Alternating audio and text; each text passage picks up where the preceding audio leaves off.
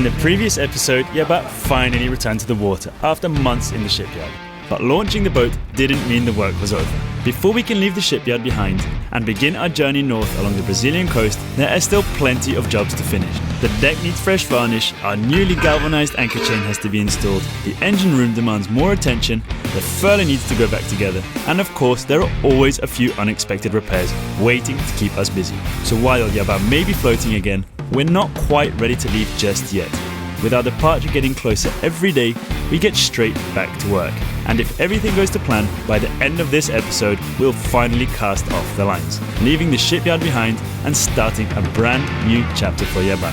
So stay tuned because this is going to be a big one. What do you do when you have launched but you're right in front of the shipyard?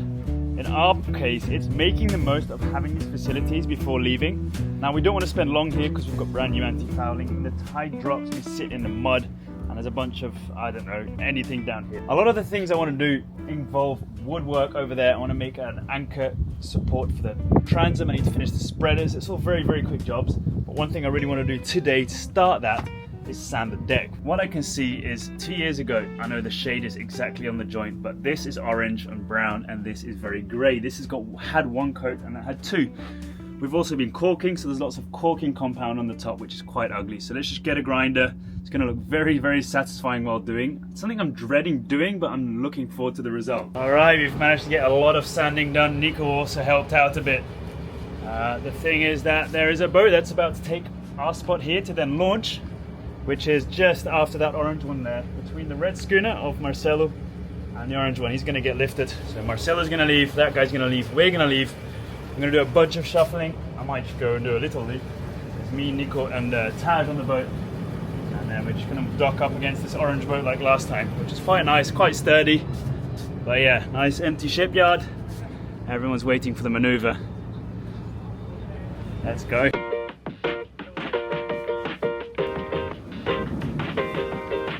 Last time we hit these two boats when we left. Let's hopefully not do it this time. Alrighty, we've got Nico at the bow. We've got Sambaki, the red boat, waiting to take the spot that we just had. But our little mooring tugboat is ready.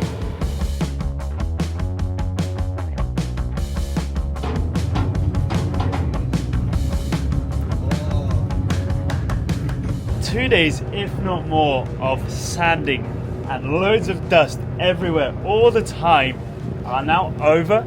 The deck's been sanded. We're happy with how we are right now. This can continue going on for weeks, sanding, perfectionism and so on, but we're very, very happy with how it is right now. Nico also did a lot of work, took on the grinder and helped a lot with this deck. Now it's time to get this wooden ash deck covered with some varnish. The plan is to get 3 coats on at least, of which the first coat is like super thin, so it really penetrates into the wood. Once that first coat is on, we'll go over with more and more slightly thicker coats. We really want the wood to be nice and protected, and the last coat we'll mix with some quartz to make it anti-skid.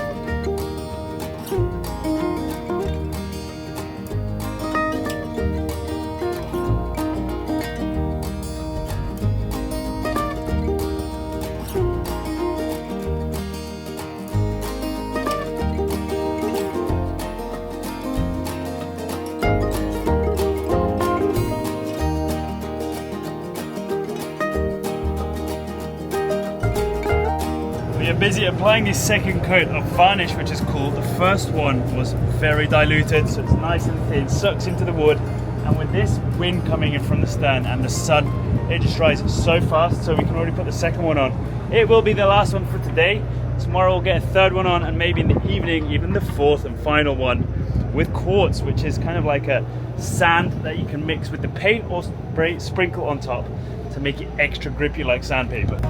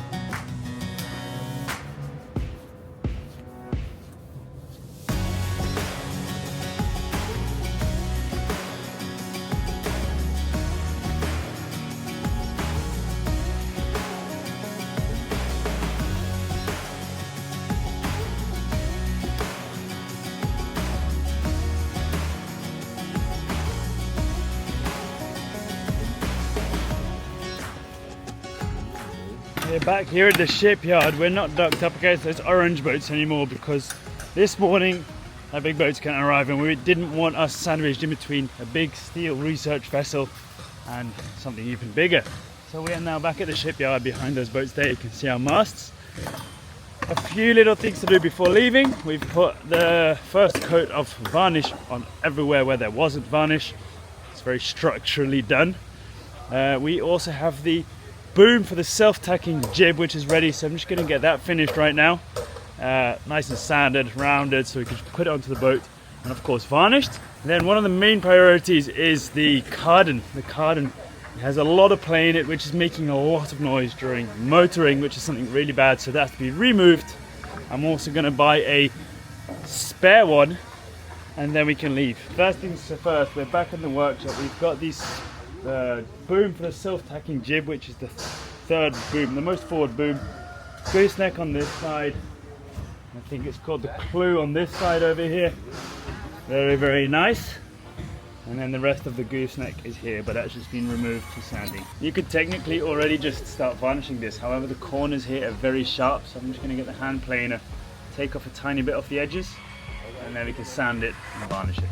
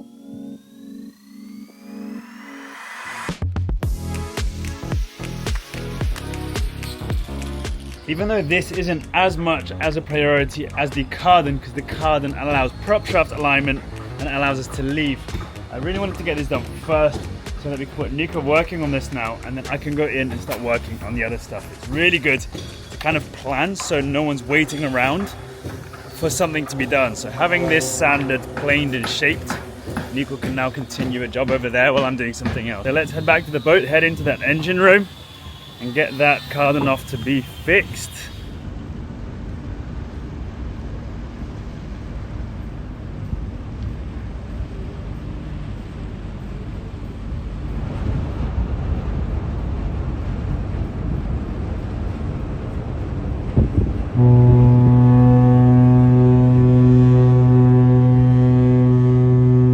In the engine room, the problem that we have is this cardan. This allows the engine to be aligned with the prop shaft without the engine being at the same level as the prop shaft. So it kind of compensates for the difference in height. Now, this should be super tight, shouldn't have any play in it. And if you listen, or maybe even see, there is a lot, and that's metal on metal. That shouldn't happen. The fact that this now is unaligned in the middle, it's aligned, and at the bottom it's unaligned again. So when you accelerate or make the propeller spin, this will be pushed one way, and it's going to put a lot of stress on the shaft in the wrong way. So what I'm going to do is remove this, send it to get fixed or repaired, and then get a spare one as well in case something like this happens in a place where we don't have access to fixing it.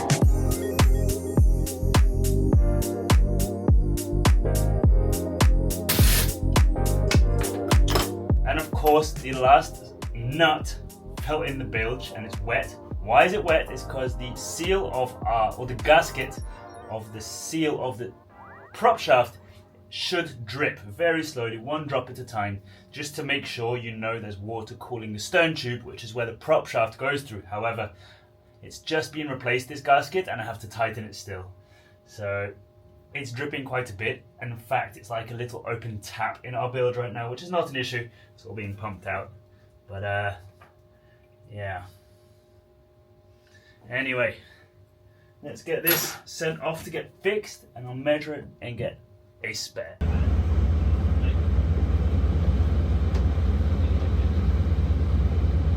Good morning, guys. It is Sunday today. It is so peaceful except for a dredger and all the fishing boats coming up and down, because of course when you're in a port like this it's never going to stop.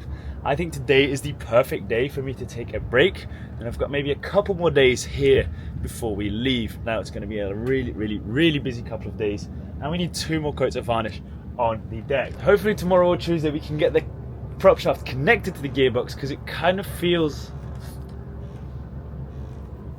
dangerous. What's the word I'm looking for? I don't feel comfortable not having an engine, especially let's say this guy needs to leave, let's say someone has to dock onto this guy, let's say we have to move over there. We cannot. So hopefully tomorrow we can get the propeller spinning again. However, today is literally just going to be me on my hands and knees, a big varnish brush, and I'm going to just use the tin of varnish to get that last second to last coat on. And tomorrow we're expecting a lot of rain, by the way, so this would be nice to do today in 1 million degrees of sun.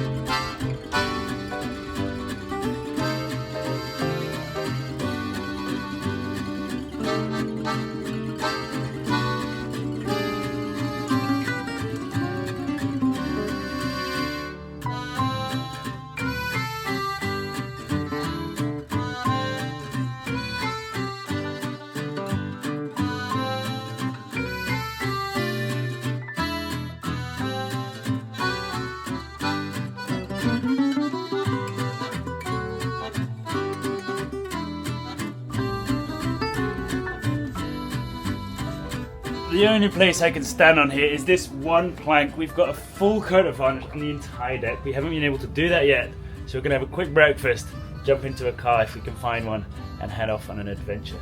So if you don't know, Tad just has mango and steak every breakfast. Oh no, I lie. He's having passion fruit and kiwi. Yep. And then here, breakfast and entrecote. Entrecote? Entrecote. Yep. The end of the shipyard time has hopefully arrived. We are empty in batteries. We need to recharge out at sea. We need to jump in that salt water, go for a surf, go diving, fishing, all of the above. The reason the shipyard time is ending is because we have finally received our cardan. This here is hopefully the last thing we need to install before we can turn this engine on, head out the river and open our sails. As you can see over here, it has been welded. It's really strongly welded, stick welded. The reason it's welded is that it came being able to extend, become longer and shorter with the suspension of a truck, a wheeled vehicle. Of course, the suspension isn't going to go further than a certain point before the suspension returns to its original position and this shortens again. However, with a boat, if you were to leave this loose and you would reverse, this would extend, get longer until the prop shaft or the propeller hits the rudder. So this has been welded into the exact position we need. All this acts as is for engine to propeller or prop shaft alignment by having a bunch of axes. Once it's in place, I can engage, reverse, forwards, see if the noise that our engine or our prop shaft was making was because of this. Hopefully it was. If not, let's not talk about it, but let's put this in place and give it a go.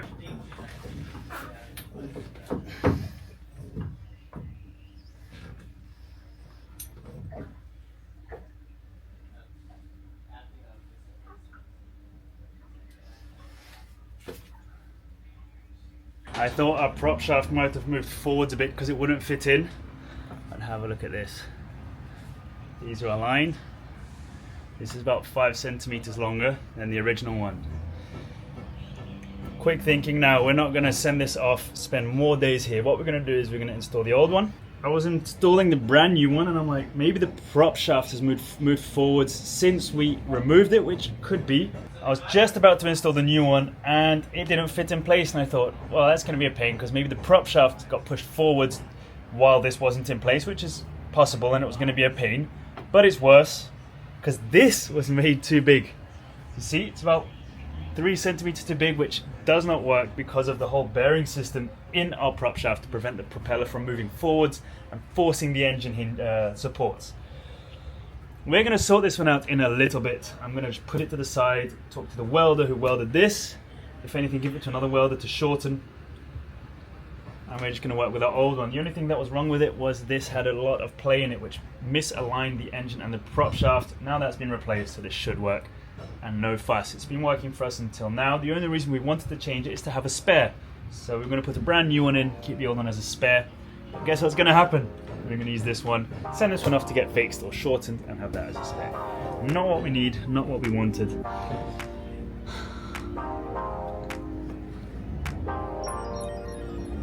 Yeah.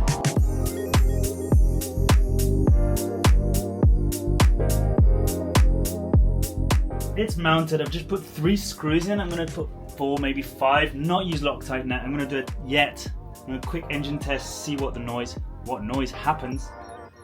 And once it's good, we'll put all Loctite on every single screw, cover this in epoxy primer paint again, and it'll be good as new. And the other one, yeah, we'll see about that. That's not something I'm going to think about right.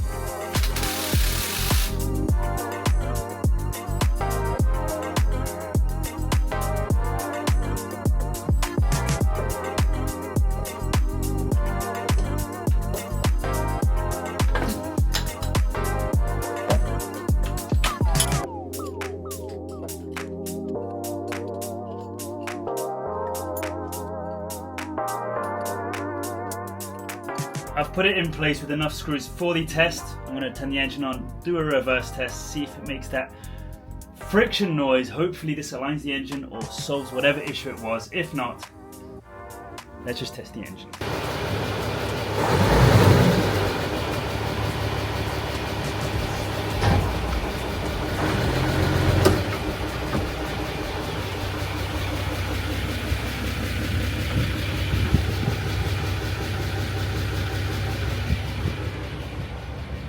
Okay, not only does it click loudly every time I engage forwards or reverse, it is also not making that friction noise, which means we can leave. So whether we can get the other one fixed soon or not, it can stay as a spare, have it sent to us wherever we are, but the engine is done. Let's just clean up all this mess that's been accumulating over, what is it, a month now? More, 2 months? What's going to stay on the roof is the boom, the 2 gaffs, and maybe the kayak. All the rest is going to go away. So this is going to be a beautiful, sailing, functioning boat once again. Even though we had a bit of a delay getting this boat from the water here in front of the shipyard out to sea, it's also been a kind of a blessing in disguise because we've managed to get a lot of things done that we wouldn't have done otherwise, like touching up the white of the coverboard on the boat. Nico's doing that right now. Also removing the floor planks off inside, sanding them, and getting a new coat of varnish on. Really, really cool. However, there's one thing that I really want to do now that we're kind of getting ready to leave. These used to be full planks from all the way there, all the way to here. Then I put the muffler on top, and we realized or the silencer, whatever you want to call that, we cannot remove them. So this is the only one that can be removed in one piece. All the others were stuck and screwed down under there. When the guy came to replace the seal for the prop shaft to prevent water coming in from the prop shaft, I just grabbed a circular saw and I cut straight across. You can see they are all cut over here. Now the problem with this right now is when the boat is moving, when you're going in and out of the engine room, these are loose and you don't want these to fall, especially not on a spinning prop shaft, which is right under us, which will have its own cover. So how are we going to fix this? Picture this being a plank. I want a plank screwed onto the white here, which sticks up just above, that prevents these from sliding out. Maybe put a little hole here so we can still lift them up whenever we need to. Also one on each side over here to prevent them from sliding outwards. It's going to be a little like in Portuguese they call it rodapé, which goes around the floor planks in the boat. Either way, so 1, 2, 3 planks. But now what we're going to do is the outside bits, 3 parts. Got the measurements written down. Let's look for some nice wood over there, at the back, over there, down there. And we'll start cutting. Don't know where it came from, but it's even pre-drilled. This is more than enough for it to be the front. Rounded edges, 5.5 centimeters thick.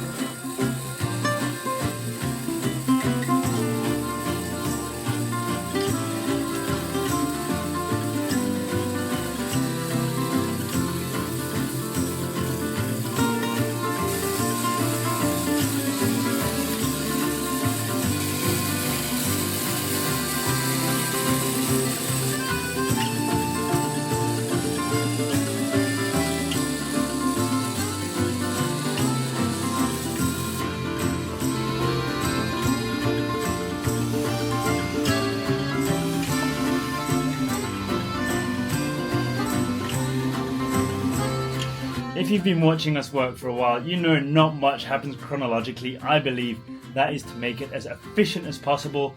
For example, get all the measurements done on the boat, whether it's in the engine room, in the bow lock, the mast, whatever.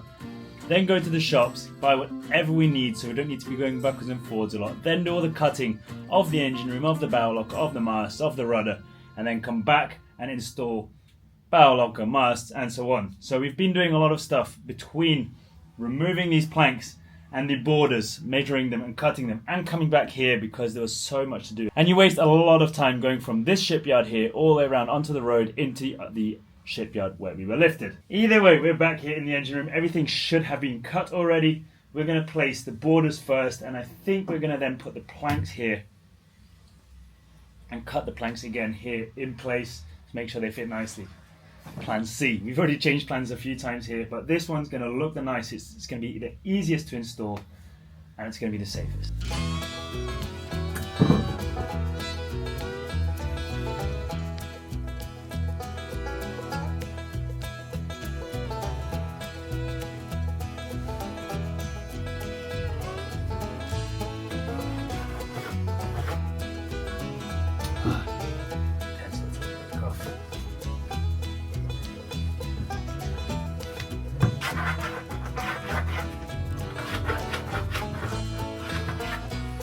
I was just about to go and cut the planks, and a Dutch boat came past from Sliedrecht, so I'm pretty sure that is the boat that is it's a dredger. They're getting sand from out at sea and they are bringing it to the beach to extend the beach next to where we used to live. It's very common in the area we are now to extend beaches further into the sea because there's so much development. The high rises, the apartment buildings are going up so fast that they create shade for the beach that was already there, which is a shame, because they end up removing all the dunes and stuff like that. But what they do is they then call the good old Dutch to bring their equipment over to dredge out at sea, bring sand and extend the beaches so people can still get some tanning done. Either way, let's head on to land. Got the circular saw. I'm going to cut those ends and then we can screw everything down into place.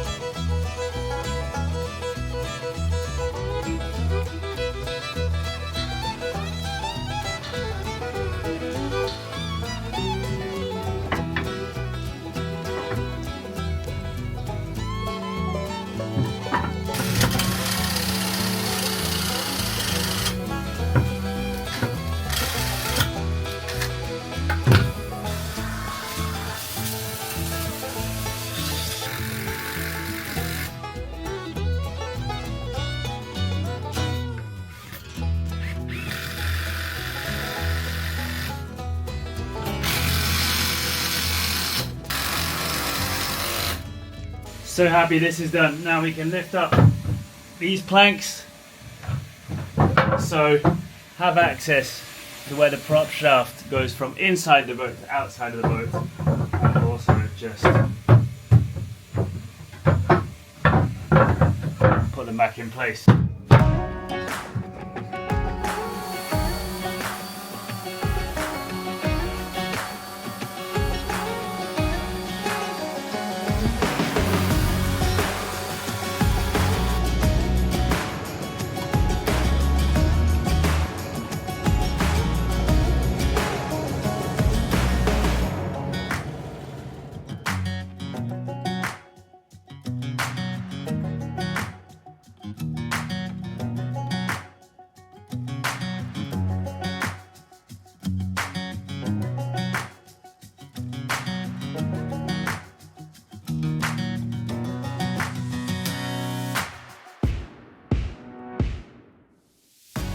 One thing that we really cannot forget, as we were here for a bit longer, I started doing some jobs that weren't on the list but are still quite important. I was unscrewing every little cap and thread from the 3 connected diesel tanks we have right now and resealing them.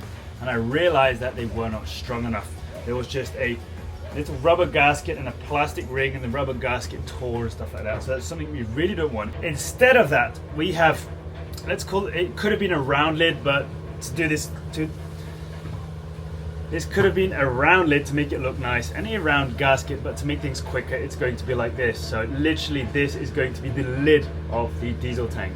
And we're going to seal it. Yesterday I tried, but it was getting late and hot, and you can see I gave up. Either way, this is diesel resistant silicone or glue that's going to be glued onto the top or sealed and screwed on with this. So I'm going to do that now, because now we have open diesel tanks and that's not something you want.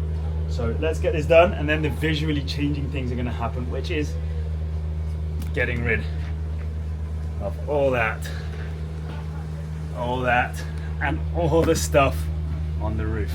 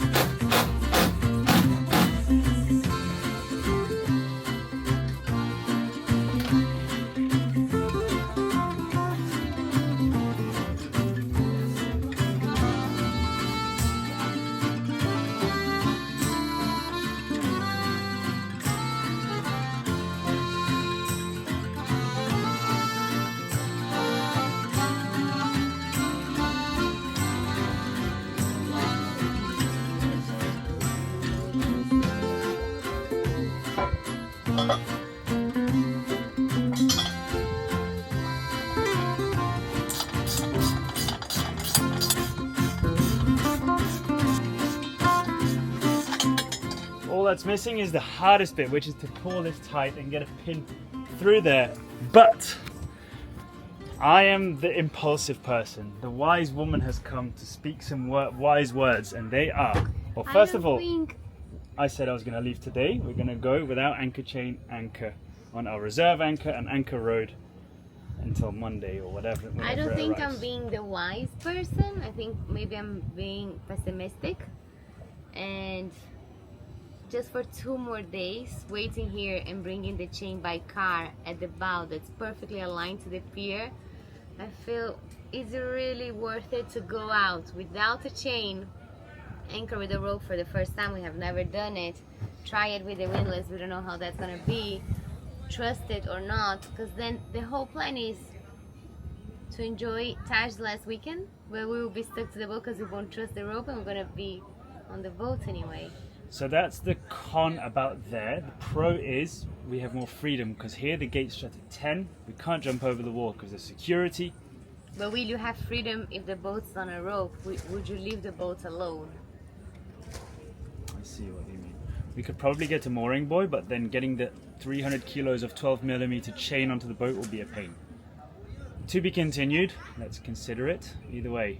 I really don't want to be pessimistic. I know we cannot wait to leave the place. I know the river is making our brand new paint already look brown and it's hurtful. I know all that, but unfortunately the chain is a little bit delayed. It was supposed to be delivered 1 day before launch, so this wouldn't be a situation, but unfortunately that didn't happen. We're depending on that, and now that we waited until now, I feel it's a shame for today. And we can tie onto the orange boats instead of here, because now we have the side of the boat pointing towards the current, which means everything that comes down the river just hits the rudder and scratches it. Anyway, to be continued, because we have special guests coming. Coming to Peña, to Anchorage with us, so we'll see what happens.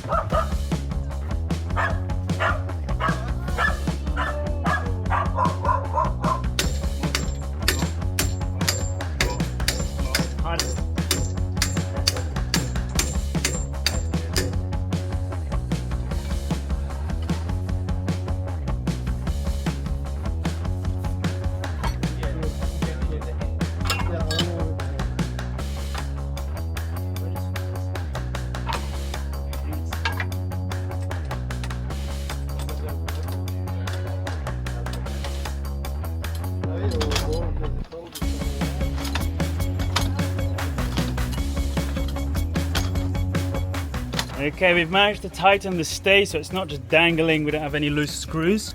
However, we cannot, or we will not, put up this sail today. That will be for another time. It's a very quick 2 to 3 hour journey. We've filled up water tanks, we've filled up the water gallons over here.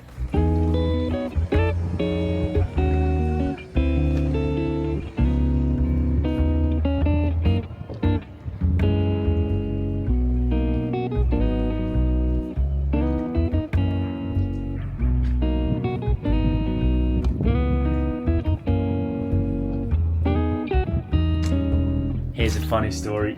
This hinge broke, so we couldn't open the hatch, and this is very important to be able to open safely and easily, and it broke, so I said let's replace it, and I did, and then P said while you're at it replace the other one as well, and I said nah, don't worry, the other one won't break, and now the other one is broken as well. So first things first today, let's fix this one. We'll have 2 brand new hinges and safely enter and leave the engine room, because this door here, I think it must weigh over 50 kilos.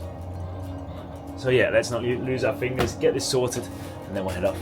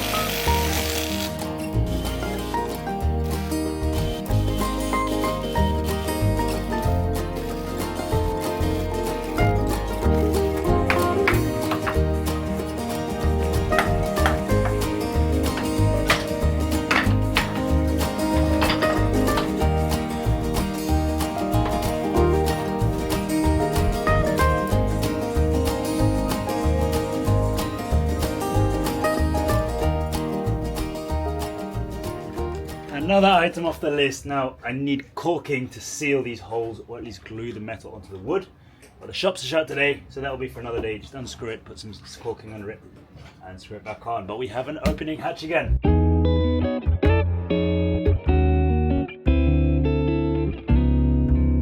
We have finally got our chain back. We sent it off. It was about an hour and a bit drive away, so Pete and Lucas went and brought this in the car. We finally got the word that this has been galvanized. We're super happy with the results. Now, before putting it in the boat, of course, we're going to lay it all out and mark it. But first things first, let's get this laid out. I've got the measuring tape, and let's make some epoxy paint. Get this ready to put back in the boat, finally.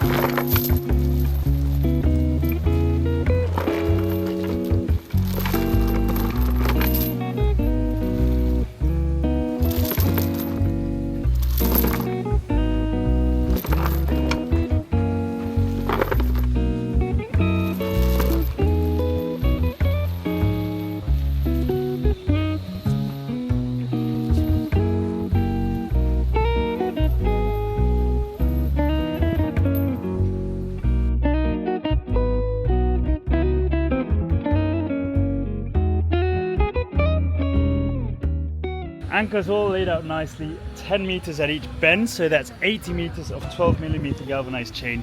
I feel like most of the time we've been using 35 to 45 meters.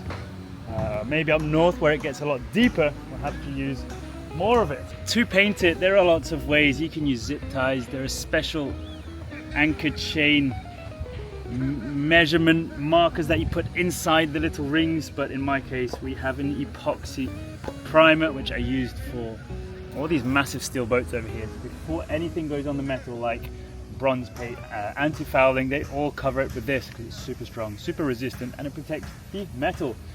Now, how are we going to do this? Of course, the first bit of chain is going to be galvanized because that's in connection with stainless steel swivel. Then every 10 meters we'll have a marker, and then the last one at the end we won't, because that's going to be on a galvanized shackle connected to 2 feet of anchor road. So there's no connection or no metals mixing over there.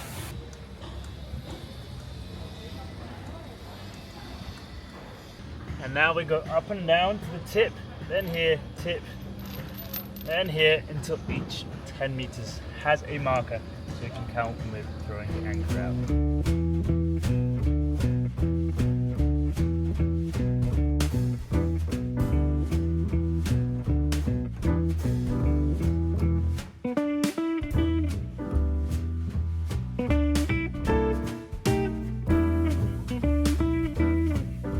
I'm very happy with how the paint works on the anchor chain. Of course, it's not been in the water yet, it's not gone through any abuse yet, which it will in future, and we'll keep you up to date with what that looks like. I've got 1 stripe for 10 meters, 2 for 20, 3 for 30, 4 for 40, 5 stripes for 50, 1 stripe again for 60, 2 stripes for 70, and 80 of course is going to be fastened in here. Now, one thing I want to do is, you might know we have a Mantis swivel, which is a stainless swivel. In my opinion, one of the best mounted ones in the industry. If you tear it all apart, you can see it's not relying on just a single stainless pin. It's the more stress you put on it, the stronger it actually holds, so it doesn't get weaker. However, it is stainless, and we have a galvanized chain and a galvanized anchor. And the guys from Mantis themselves said, very easy solution. Well, firstly, in my opinion, I don't think it's causing that much of a problem. Anyway, if you don't want anything galvanized touching anything stainless, you get the anchor, you paint a bit like a foot off the anchor, you connect the swivel, and then a foot off the chain, so you don't really have stainless touching metal, which is what I'm going to do. And I also think it's going to be a lot easier connecting the chain to the anchor on land and just pulling in the chain through the windlass from land, dropping the anchor in the water and setting it up, than having to hang overboard like this. So I've got it set up with a halyard over here. The halyard's coming down to this pulley which we've just installed, and that pulley goes all the way to our windlass. So we're just going to get the the anchor on land, sort all that out, and then I'll just leave it for tomorrow and make sure everything dries.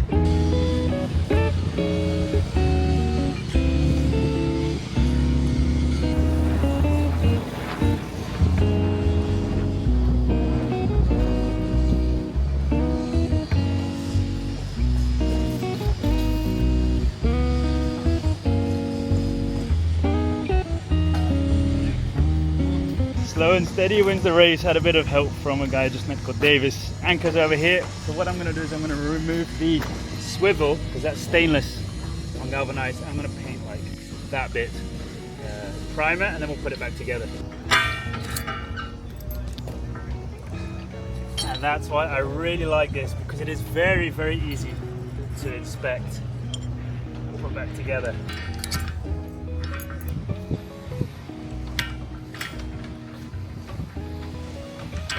It reminds me of Japanese joinery. They put loads of loose planks together, and just this one last pin just holds everything together. And the stress is equally divided. And that is what makes this so strong.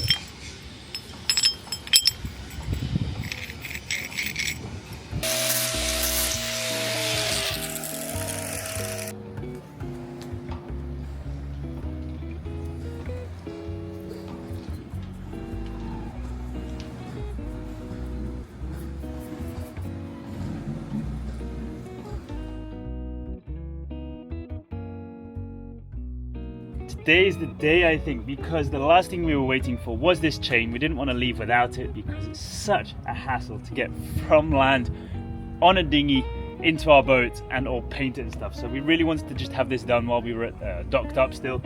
The red paint marking the distance of each 10 meters has dried. We've put some epoxy primer paint on the anchor as well. Everything here is practically ready. We just got to connect the chain to the swivel and the swivel to the anchor and put it in the boat. Then we're just going to check if everything's ready, and we can just untie these lines and head off.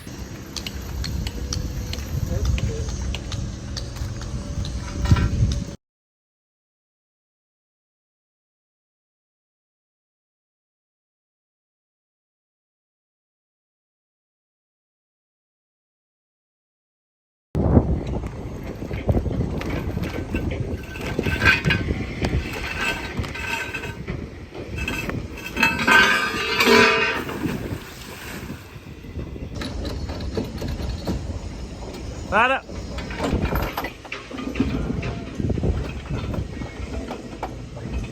Very happy how it piled into the box. Why? Because none of it got stuck over here. Normally, when the box gets full, it just piles up and this hole kind of closes. So now without touching the last 40 to 50 meters, it just sat nicely in the box. The good thing about this is we know that if there's a storm, we don't have to be constantly going down into the anchor box to rearrange the chain and so on. We can literally just lift 50, 60, 70, 80 meters just by pressing the button without keeping an eye off the chain. Of course, after working for so long on Yabá, we really cannot wait to go back sailing. But at the same time, I think we're dreading this moment a little bit because we hate goodbyes and we don't know when we're coming back here. So I don't know if we're ready to say bye to this place. I don't know if we're ready, but I think we've been here for long enough. We've done what we have to do. Anything else we still have to do, we'll do later. But it is going to be a real decent goodbye, because are we ever coming back here? It's time to go. We don't know for the short term, we're not coming back, but you never say never. Anyway, so we'll go to Zeka and all that and say see you later. Okay. See you next time. See you.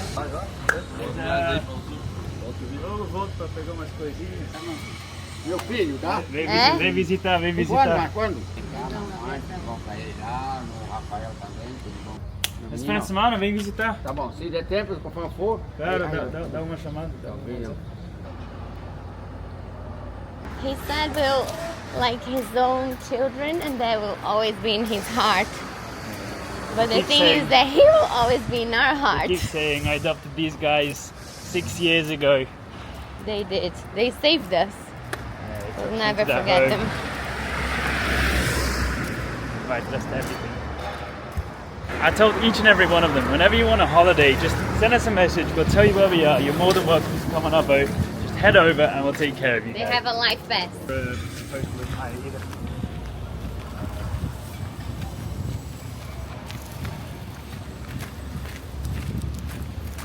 We are saying bye to one of the most important chapters of our lives.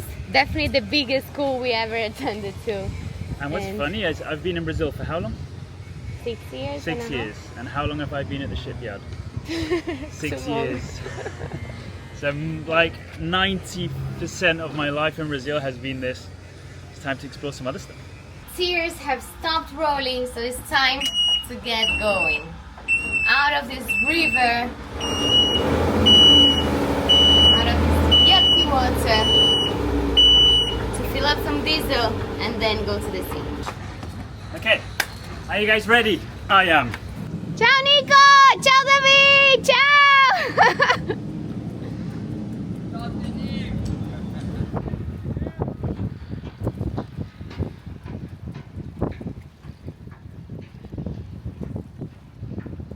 I wanted to say some things, but I know I'm gonna cry if I do. So, a goodbye will be it for now. Or a see you soon.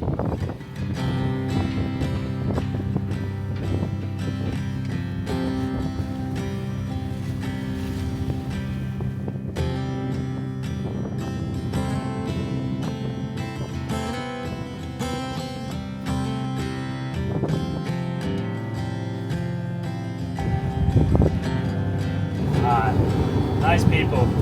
If you ever need a good place to fix a big wooden boat, this shipyard is it. You won't regret it.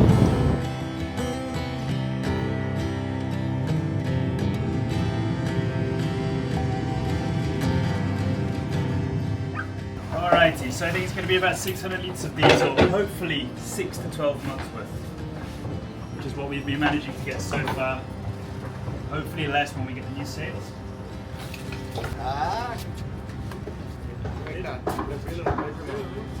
Look at this. So this is like a hardcore fishing fill-up station, and this is the type of hoses they have. Same with the diesel. I hope the diesel thing is fitting our pipes. Okay. Does it? Yeah. Okay. Oh, fit for isso Okay, you shout when we're at 3/4. It's that one, right? Yeah. Mas nunca me meti, mas tenho vontade, cara. What?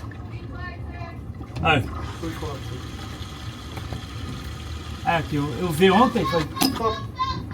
It stopped. Water's being filled over there. It's a bit of a mess because of the size of the hose.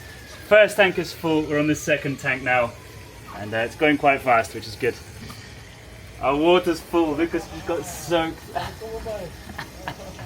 2 out of 3 tanks done. If you're wondering why there are 4 tanks in the engine room, we just never got to attaching the 4th one. We've never thought of using it. We've never needed to use it. One day we'll do sort of a long crossing, and of course to be connected. But for now, like 600 liters, 660 to be precise, is loads. Anyway, last one here, and we should be good to go. How full?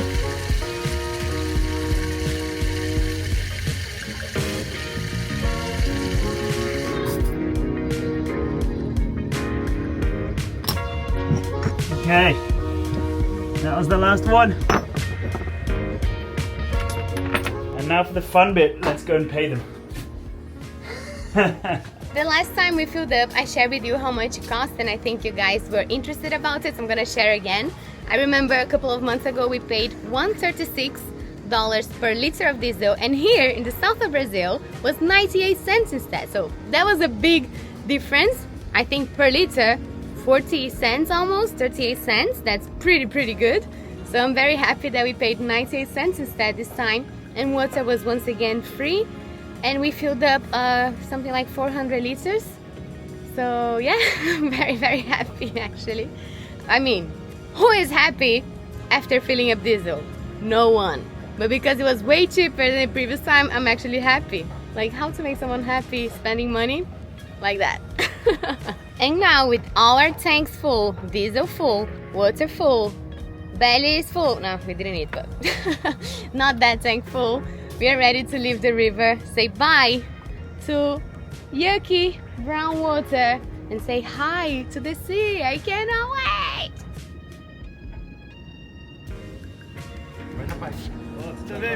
I brought snacks. Yay! Listen, I have good news. So in Ilha Bela, the liter of diesel was 136 each liter. Here was 98 cents. That's very cheap.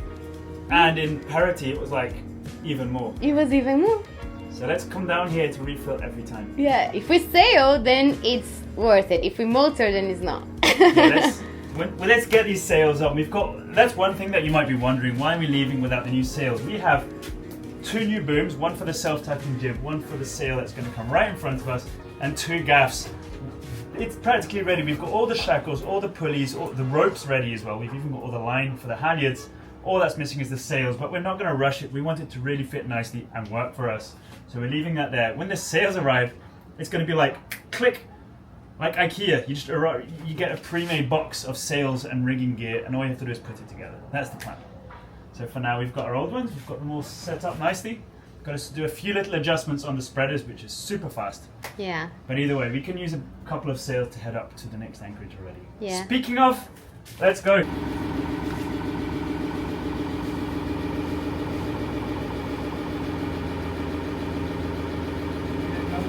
100 miles to start April. We can do that.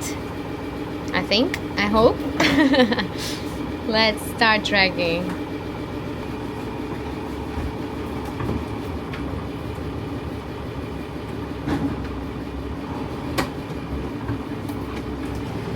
Hasta la vista! Doggies, we're off! Back to sailing! Back to sailing! Come down here. What are you doing there? Come. Both of you. Down. Caio! Licky! Come on. Off, off, off.